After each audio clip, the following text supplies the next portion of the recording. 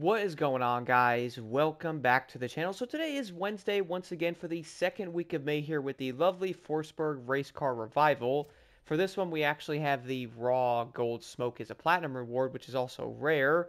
And then in gold, we have the Forsberg Racing Gold Leader Z, which is a pretty dope car, but probably not going to be the best Street Tier 2 vehicle out there. It does look great, though. I at least give it that, but for the summit though, guys, all 6 events are going to be based on the regular vehicles or at least a loaned vehicle. So you don't have to worry about putting on like part sets or the lovely like pro settings on them. And then for the skills though, we also have 2 escapes and then a lovely bullseye here on the right side. For the bullseye, guys, if you are wondering, you do not have to have a score breaker set to get a high score on this one. I actually got 32,000 points on it. My friend managed to get around 20,000 points, which I would almost guarantee that's probably not with a score breaker. It's probably with like a regular chemist. And they also have like all these skill to fix it stats on that thing, but they got 126,700 points on it, which insanely enough is only around 2,200 points. So I wouldn't say you have to be perfect.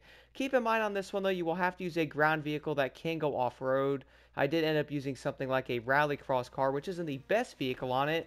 I would actually recommend using something like probably a motocross bike or probably a regular rally vade. Then you have to jump into a plane at the end of it because we currently cannot fly cars around the map yet. Wouldn't doubt it if we see them in the future. And then for the other 2 escapes though, I actually decided to run an Alpha GP car in them. Don't get me wrong here, guys, a hypercar is by far a better option, but not gonna lie, with the way the traffic is on these escapes, I was like, you know what, I'm just going to run a regular Alpha GP, and I'll worry about this after if I have to go back into it. I would almost guarantee I would say around 6,000 yards, 126,000 points on this one. And then for the other one, though, I got 121,000 points. Running the RedBull RB18 on both of them. Yes, a hypercar is faster, but my goodness, though, with the RNG of the traffic in certain things, I was like, you know what, man? I am just going to run an Alpha GP. I think that's a bit more fun. Funnily enough, guys, in Sid Waj's recent video, he was talking about these skills not having traffic in them for the summits. And you know what, man? I have to agree with him 100%. They really probably should not have traffic in them. At least it would be a bit better because on one side of it, somebody might jump into one of these escapes and have no traffic whatsoever in it. And then you jump into it and all the traffic is in the worst places ever, completely ruining that entire run for you. So it is pretty heavily based on RNG, which sometimes works, sometimes it doesn't. I would probably say it's leaning toward the doesn't part of it. But there's a few things I did want to go over here. So all 6 of the events are going to be vehicle loaned. We're going to have 3 rally raid events here, which these 2 are the same vehicle. And that's also going to be the same vehicle, but a tad different than those 2. And then for the bottom, we also have the exact same Roadrunner for these 2 races. And then for the right one, we have an upgraded Freedom Edition Roadrunner, which I love the look of that thing. But I'm not going to lie here though, guys. I do feel like each event in this summit is going to be fairly straightforward. Like, we all do know the MX-5 is obviously not the fastest car out there. In fact, I would say the MX-5 used in both of these events here is going to be incredibly slow, my goodness. And then the one here is going to be a bit faster on the right event. And similar to the Roadrunner, you're also not going to be all that quick. So do keep that in mind when doing the events. But a big tip, guys, yes, you obviously can't use your pro settings or your regular part sets. Quick fact here, though, if you are struggling, guys, head over to your legend points. And there is going to be a few of them I did want to share here in this video. So first things first here, I actually recommend doing a few of these. Now, the first one here is pure. You definitely want that nitrous power activating because it does help. Even a 10% is going to give you a slight boost there. The other one, guys, even though it's only 4%, the extra pump might help a bit.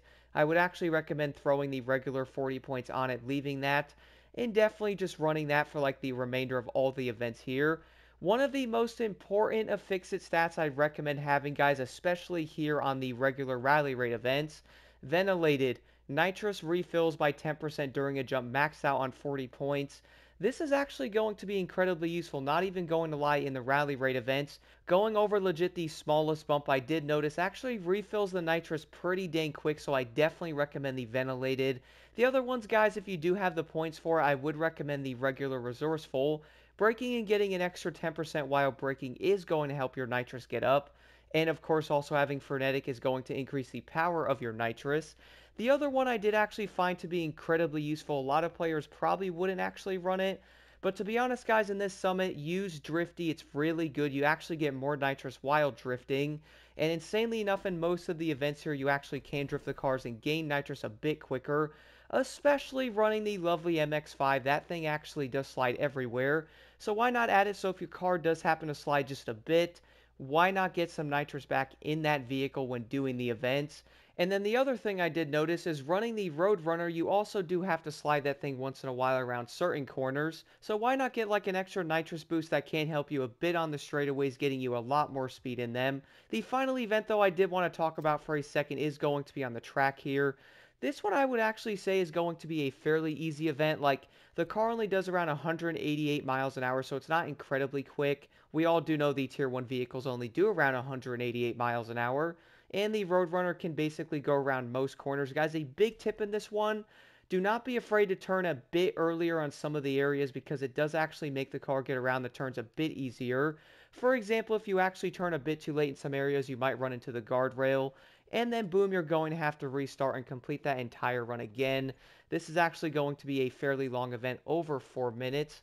But besides all that though, guys, if you have any questions at all, let me know in the comments below. Let's jump right into this summit.